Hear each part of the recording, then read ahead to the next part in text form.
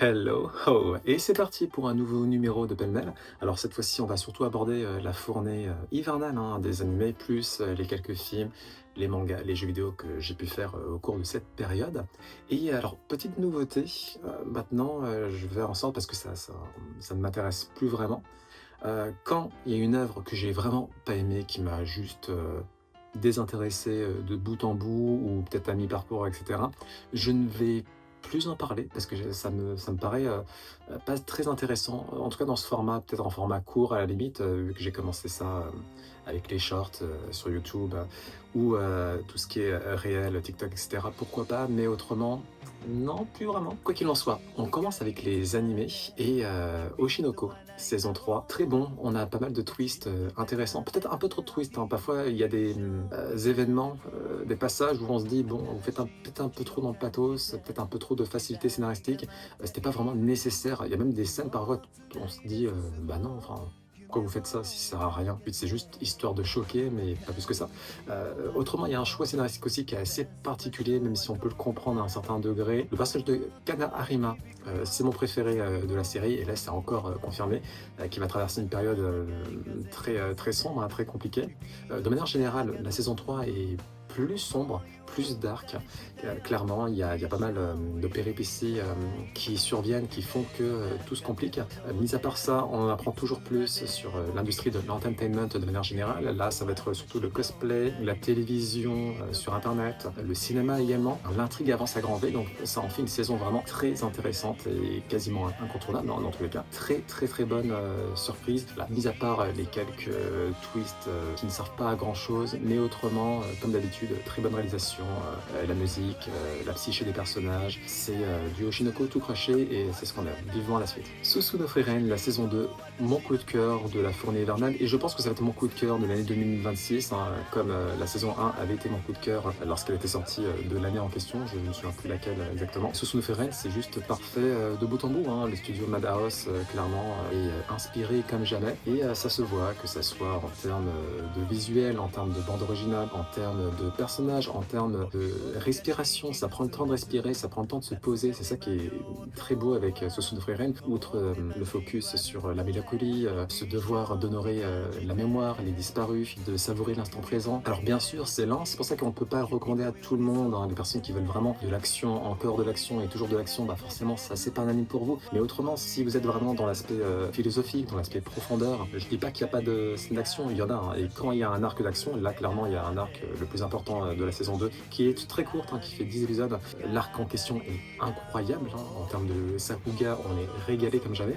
Et voilà, les personnages avancent, les personnages évoluent, les méchants, quand ils sont introduits, sont assez intéressants, notamment les démons. On essaie de comprendre pourquoi ils sont si désincarnés, prompts à tuer, hein, à s'aviser du fait que les êtres humains ont des émotions, des attachements. C'est assez singulier, une vraie réflexion là-dessus. L'annonce de la saison 3 a déjà été faite, le cliffhanger de la saison 2 est incroyable, et clairement, Susu no Frieren, je ne saurais le dire suffisamment, c'est parmi les animes préférés de tous les temps. Voilà, tout simplement, ça fait réfléchir, et c'est beau, c'est mélancolique, c'est nostalgique, c'est des instants de vie qui font réfléchir et qui font sourire et qui font parfois pleurer. Foncez, regardez Susu no Frieren. Jujutsu Kaisen, la saison 3, absolute cinéma. Il y en a qui ont eu du mal avec l'intrigue, avec l'écriture, surtout le fait de se retrouver par rapport à ce qui se passe avec la saison 2, par rapport avec le film aussi, Jujutsu Kaisen 0, qui réintroduit un personnage assez important. Je peux le comprendre. Dans tous les cas, si vraiment vous êtes un peu perdu, je recommande de regarder des récaps, d'en parler à vos proches, enfin bref,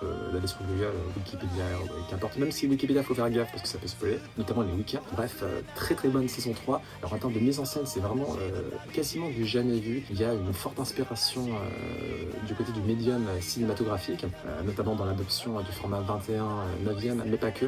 C'est pareil, comme Susu no Frieren, ça prend le temps de respirer, ça prend le temps de s'installer, ça prend le temps de faire part à l'inspiration artistique des animatrices et animateurs du studio, MAPPA, hein, en l'occurrence. En termes d'intrigue, ça avance. Alors sachez que Culling Game, The Culling Game, c'est divisé en deux parties. Donc là, on a la première partie, on aura la deuxième partie par la suite. Et quelques épisodes, surtout deux épisodes en particulier, l'épisode 4 et finale incroyable, vraiment, ne serait-ce que pour ces 2 épisodes, la saison 3 est réussie dans tous les cas, mais au-delà de ça, il y a un personnage aussi qui est assez intéressant en termes de perception de la justice humaine, le fait qu'il y a un déséquilibre manifeste, une sorte d'injustice, hein, paradoxalement, dans le système, inhérente à la nature humaine peut-être. Intriguant, très intéressant, et voilà, il y a pas mal de méchants qui sont développés de manière assez poussée, et ça fait plaisir, notamment de la part d'un shonen qui, pour le coup, je ne trouve pas si prévisible que ça. Peut-être que dans les grandes lignes, ok, pourquoi pas, et encore,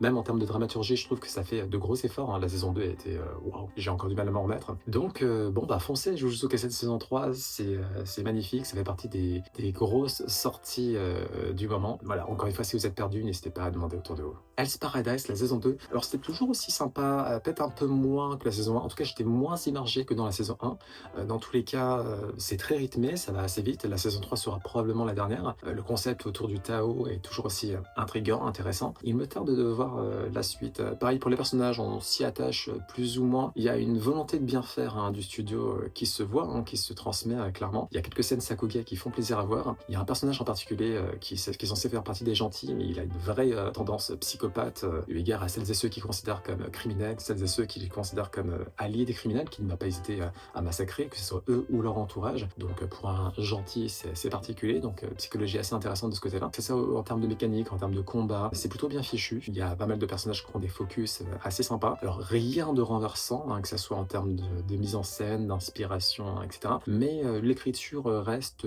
somme toute originale, même si classique. Ce concept de prisonnier, de protecteur sur une île, avec l'immortalité en ligne de mire, c'est assez sympathique. Donc vivement la saison 3. Du côté cinéma, alors en termes de rattrapage, j'ai enfin vu Smile 2, donc la suite de Smile. Et alors j'ai préféré le premier Smile, hein, parce que évidemment ça introduit un concept assez innovant, hein, dans le genre horrifique. Ce démon qui va posséder des personnes et faire en sorte que la victime en fait voit des sourires très malsains de plus en plus, hein, au fil de la malédiction. Ça joue pas mal sur les jumpscares. Alors les jumpscares, je suis pas très friand de manière générale, mais là c'est des jumpscares qui sont plutôt réussis, surtout dans le premier opus. Et le deuxième opus, alors ce que je craignais, c'est pour ça que je suis pas spécialement allé le voir à sa sortie au cinéma, c'est qu'il y a une redite en fait, hein, parce que le concept a déjà été introduit, et du coup forcément quand on fait une suite avec le même concept, on risque de se lasser. C'est plus ou moins ce qui m'est arrivé, même si, alors Naomi Scott, je trouve qu'elle porte le film en grande partie. Elle a une facette scénique très variée, très intense,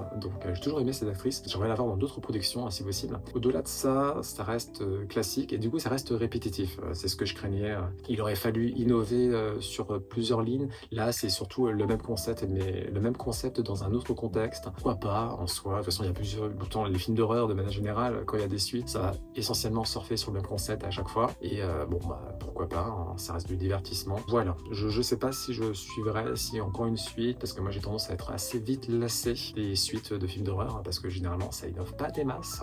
Et voilà. Bon. 28 ans plus tard, le Temple des Morts. Alors, c'est la suite, hein, de 28 ans plus tard. Hein, considérez que c'est scindé en deux parties, même si cette fois-ci, c'est pas Danny Boyle, hein, qui est aux commandes, c'est une réalisatrice qui est, ma foi, très très efficace avec sa propre patte, tout en respectant la cinématographie de Danny Boyle. J'ai beaucoup aimé. J'ai même mieux aimé que la première partie, qui était, à mon sens, très satisfaisante, hein, qui avait un peu déboussolé, parce que on va avoir une partie action et avoir une autre partie qui est assez philosophique, assez métaphysique, sur ce qu'est être mort, le devoir d'honorer aussi les disparus, le devoir d'accepter la mort quand elle arrive. Là, voilà, ça va encore plus loin dans cette thématique. C'est assez intéressant, le concept qui a introduit par rapport aux zombies. C'est même innovant. C'est la première fois que je vois ça dans un film de type zombie apocalypse. Ralph Fiennes, très très très très efficace, comme toujours. Hein, c'est un acteur qui est vraiment très impressionnant. De manière générale, le casting d'ensemble est plutôt solide. Il va y avoir une suite, très probablement, à moins que vraiment le film n'ait pas marché en termes de recettes, mais je pense pas. Je l'espère pas, en tout cas. Ça a toujours été une saga qui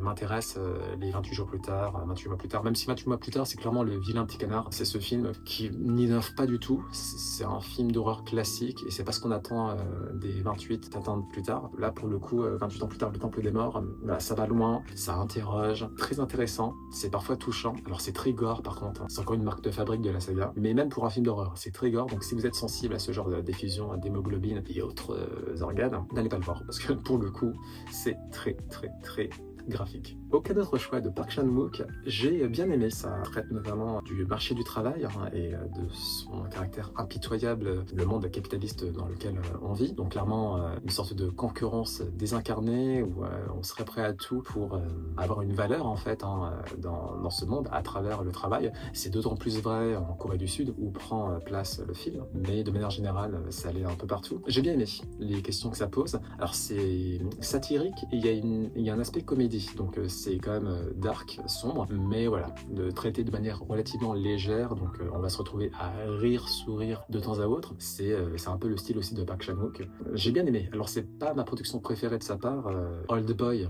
C'est son œuvre la plus connue, elle reste la plus singulière, la plus marquante. Mais clairement, j'ai pas regretté ma place de ciné. Alors, il y a des longueurs, certes, ça ne m'a pas gêné plus que ça. Et encore une fois, la réflexion est assez intéressante. Puis, en termes de réalisation, en termes de mise en scène, c'est très ciselé. Hein. C'est un peu le style de Park Chan-wook, qui fait en sorte vraiment d'incorporer des détails qui sont significatifs en termes de cadrage, en termes de colorimétrie. Donc, ça fait plaisir aux yeux. Et voilà, le projet Dernière Chance avec Ryan Gosling, peut-être son meilleur film pour le coup en termes d'interprétation. Alors je parle pas de meilleur film sur tous les aspects, hein. Par exemple La La Land clairement est au-dessus pour moi, mais voilà, La La Land c'est surtout Emma Stone qui se démarquait. Là je trouve que c'est la première fois, en tout cas pour moi, que Ryan Gosling se démarque en termes de jeu d'acteur et ça fait plaisir à voir, hein. Ça a toujours été une figure assez intéressante à suivre, même si bon, il joue peut-être dans trop de films d'action lambda, mais bon, on s'en fout. Mais là très sympa, le concept est plutôt cool. La planète Terre qui est menacée par des sortes d'organismes qui bouffe le soleil, hein, littéralement, ce qui fait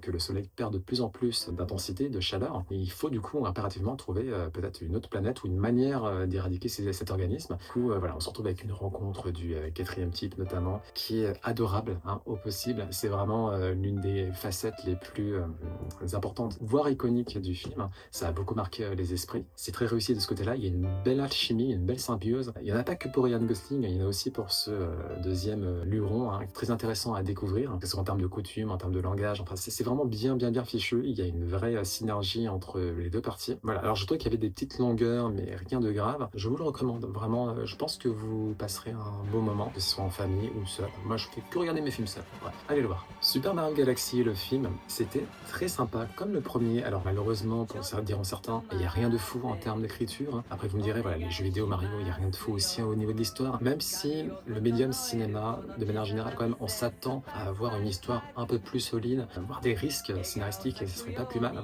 Malheureusement, c'est pas le cas. Ce que fait très bien ce Super Mario Galaxy, c'est en termes de divertissement pur et dur, hein, que ce soit des scènes d'action, des scènes d'humour, la découverte des personnages, etc., des univers, des lores, les références, les caméos, tout ça c'est très réussi, c'est rythmé, on en prend plein les yeux, c'est très joli et voilà, ça donne envie de s'intéresser à l'univers Mario. Il n'y a pas plus que ça, malheureusement, diront certains. Et moi-même, hein, malheureusement, ça aurait été bien de faire plus, mais en tout cas, moi, ça me convient dans la mesure où ça reste divertissant avec un grand D. Ça donne envie de découvrir Mario, Super Mario, la franchise Super Mario, qui on va en profiter pour se donner un nouvel élan de jeunesse, hein, je dirais, hein, parce que c'est essentiellement aussi pour les familles. Hein. Les enfants seront évidemment aux anges en regardant cette suite. Bon, après, Harmony, très très bon personnage, il aurait fallu peut-être plus de focus sur son introduction. Hein. Elle n'a pas assez de temps pour moi, en tout cas. Il y aura une suite, très probablement. Ça serait bien que Nintendo donne le feu vert au studio Illumination, qui est pas super connu en soi hein, pour son talent d'écriture. Ça serait pas de premier risque, d'autant plus qu'on arrive sur un moment assez intéressant où on se retrouve à une sorte de conjugaison des franchises avec voilà, l'apparition d'un personnage qu'on n'attendait pas forcément. Ça laisse présager du coup une sorte de melting pot des licences Nintendo dans le format cinématographique et ça pourrait donner des trucs très sympas. Donc si vraiment d'écriture on peut avoir quelque chose de profond à la manière d'un Pixar hein, par exemple, ça serait parfait. On croise les doigts. Z-Drama avec Robert Pattinson et Zendaya, j'ai beaucoup aimé. Pas forcément cynique, mais très malaisant. C'est parfois drôle, donc c'est une sorte de comédie dark, hein, où on apprend surtout un secret très singulier, très choquant, on va dire, de la part de l'un des deux protagonistes, hein, qui sont en couple, du coup. On a une belle alchimie, ça casse pas trois pattes à un canard, mais ça se laisse voir, clairement. C'est très touchant par moments. La synergie marche Vraiment, ces 2 acteurs, le choix de casting a été très, très bien, fait. En termes d'écriture, ça coule de source, voilà, c'est assez fluide. On se prend au jeu, on assiste avec, plus ou moins de stupeur à la suite des événements, à ce mariage, ma foi, qui ne se passe pas dans les meilleures conditions possibles. Je vous le recommande, surtout si vous aimez Zendaya, si vous aimez le jeu de Pattinson, qui est,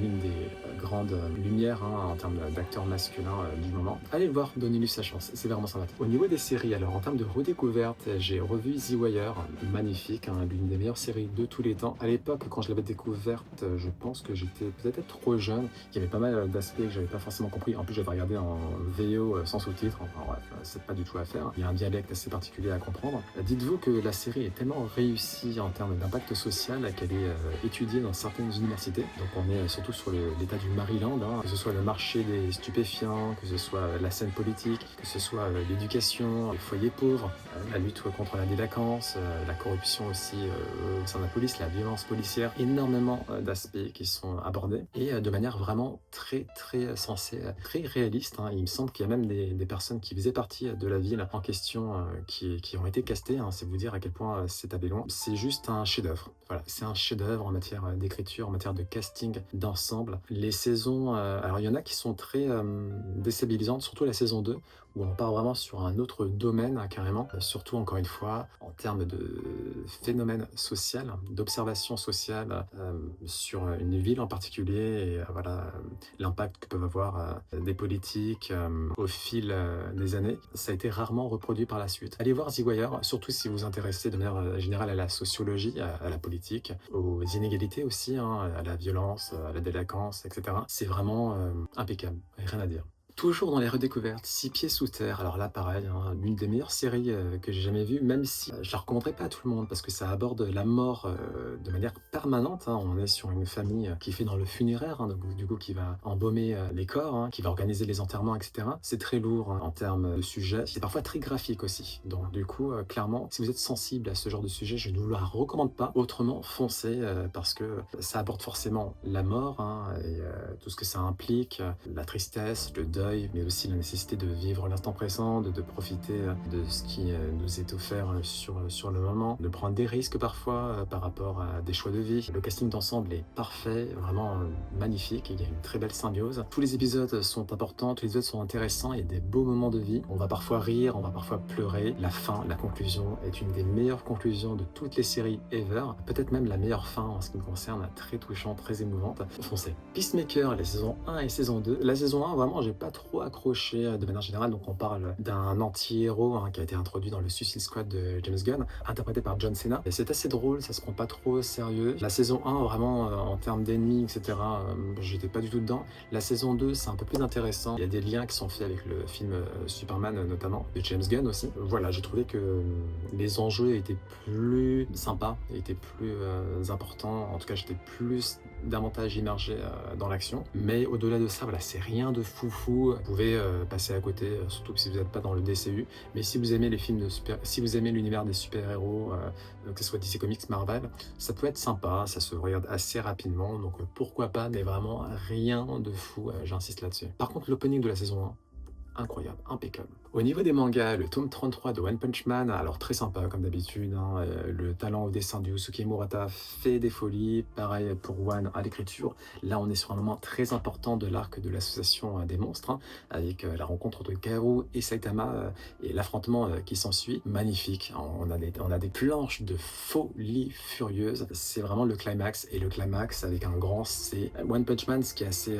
stylé, et c'est pour ça que c'est un de mes mangas préférés, c'est qu'au-delà de l'aspect visuel, il y a vraiment un soin d'écriture qui est toujours sous-estimé par rapport à la psyché des personnages, leur évolution, leur vision du monde aussi, que ce soit du côté des méchants, de Garou, peut-être qu'ils considèrent le système des héros comme injuste. On donnerait trop de choses aux héros sans les surveiller par la suite. Il y a une certaine hypocrisie aussi au niveau des héros, d'appliquer la justice de manière personnelle. Enfin, c'est hyper intéressant quand on s'y penche. Du coup, ça fait qu'on a, voilà, on a une osmose, on a une synergie magnifique dans ce manga. Que dire? C'est l'arc le plus important. On s'apprête à avoir une conclusion tout simplement époustouflante au possible.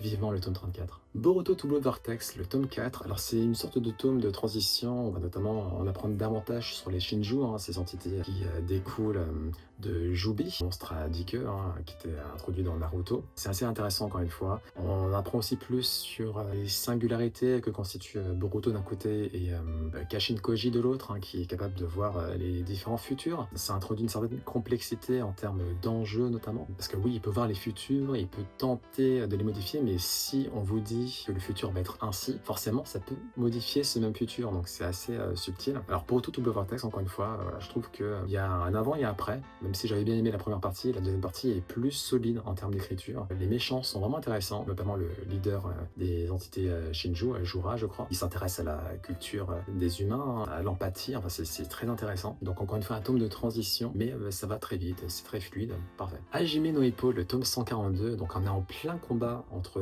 Mashiba et Marcus Rosario, le champion de la catégorie qui est visé par Mashiba. Ça s'annonce très compliqué, Alors Mashiba en termes techniques, en termes de puissance, en termes d'état d'esprit, il est vraiment au top du top. On n'aurait pas pu faire mieux, même si, alors j'ai une petite crainte sur le fait qu'il semble résolu à abandonner le monstre en lui, là où on voit que, par exemple, Takamura insiste énormément sur le fait que les champions du monde notamment doivent composer avec le monstre en eux. C'est une nécessité absolue. C'est exactement la raison pour laquelle Makonoshi Hippo n'a pas pu aller plus loin, a dû prendre sa retraite, il n'a pas pu franchir la fameuse ligne. Donc le fait que Mashiba soit déterminé à dire adieu à son démon plutôt que composer avec, ça m'inquiète un peu. Surtout que Marcus Rosario, alors il a un talent certain, clairement, il est très talentueux. En termes de contre, c'est très redoutable et il a une certaine rapidité, il a une certaine aussi explosion musculaire qui fait peur. En plus de ça, par-dessus le marché, il n'hésite pas à tricher s'il estime que ça peut lui apporter la victoire. Ce qu'il commence à faire. Et Mashiba, forcément, maintenant, c'est un nouvel homme,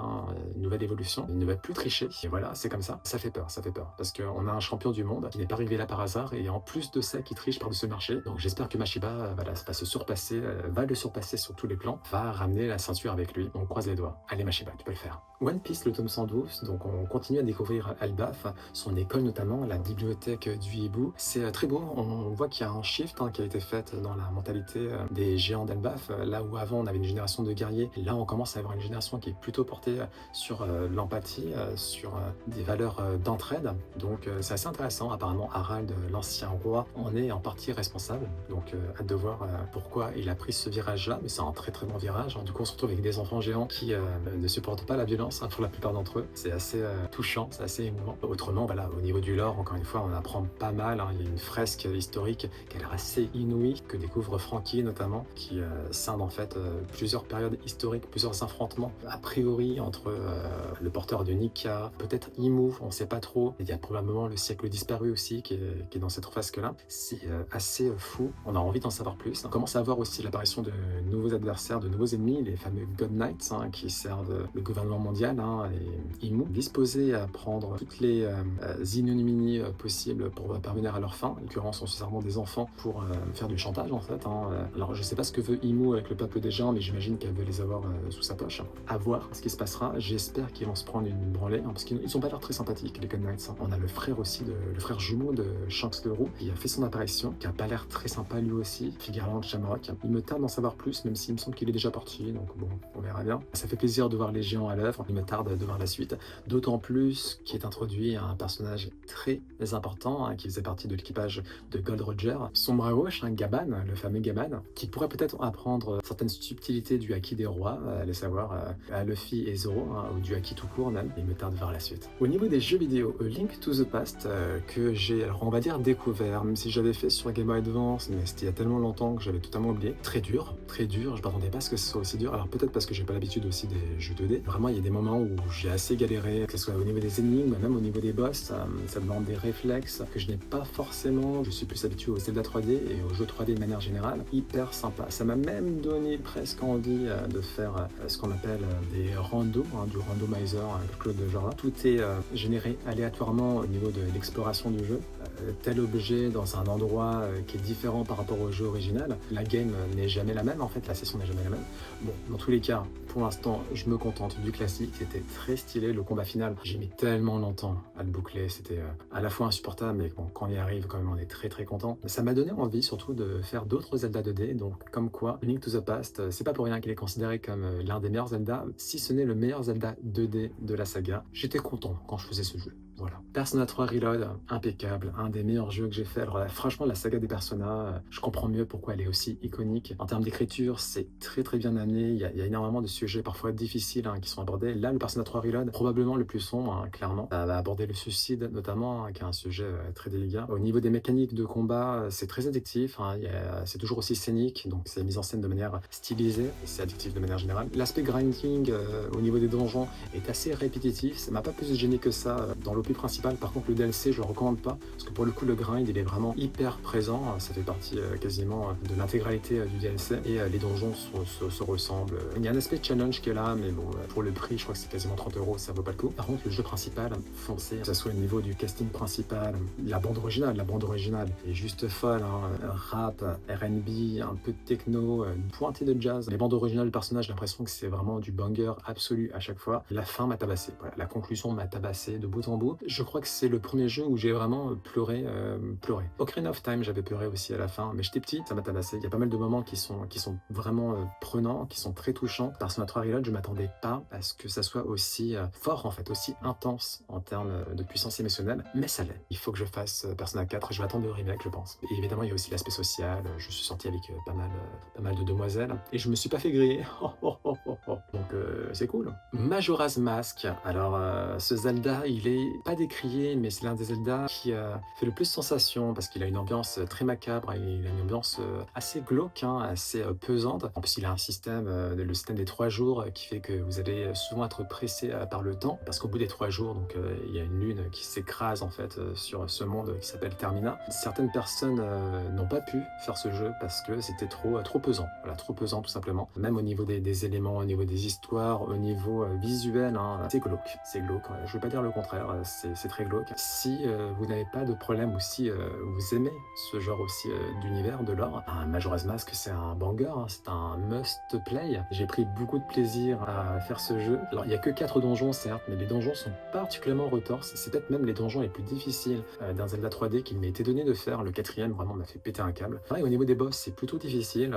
Même le boss final, pour peu qu'on n'ait pas le masque de puissance d'effet qui rend la fin super facile, et ben, il est quand même assez compliqué, clairement. Il y a une belle difficulté de Majora's Mask qu'on ne retrouve pas forcément dans tous les Zelda, malheureusement pour moi. Et du coup, ça fait que je recommande fortement ce Majora's Mask.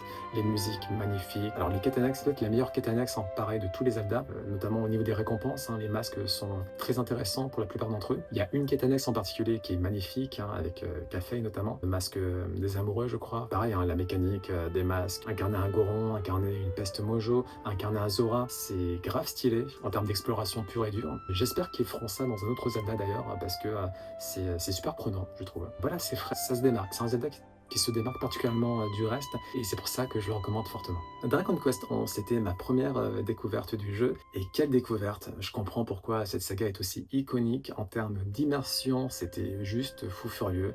J'ai passé un moment magnifique dans cet univers, c'est vraiment un voyage de bout en bout. Les personnages de notre équipe est hyper attachante, il y a énormément de rebondissements, il y a un gros rebondissement qui arrive au milieu du jeu qui est assez fou, que j'avais pas du tout vu venir. Voilà, la mécanique des combats, alors oui, elle est classique, mais elle marche, elle est très efficace. C'est du tour par tour, certes, encore une fois, classique, mais qui a fait ses preuves, c'est très solide. Et évidemment, vous n'allez pas retrouver la complexité et encore le côté torturé des personnages de Final Fantasy, mais par contre en termes de pathos, en termes de tragédie, eh bien moi qui m'attendais à une sorte de Disney du JRPG, on n'est pas tout à fait sur ça. Il y a des moments qui sont très touchants, très émouvants parfois, et puis bon, il y a la patte Akira Toriyama qu'on retrouve évidemment dans le chara-design, mais aussi dans l'histoire de manière générale. Ce côté aventure didactique est très présent et vraiment ça fait plaisir. Et puis la bande originale avec cet orchestre de Tokyo symphonique qui est juste magnifique. C'est dommage qu'on retrouve parfois des thèmes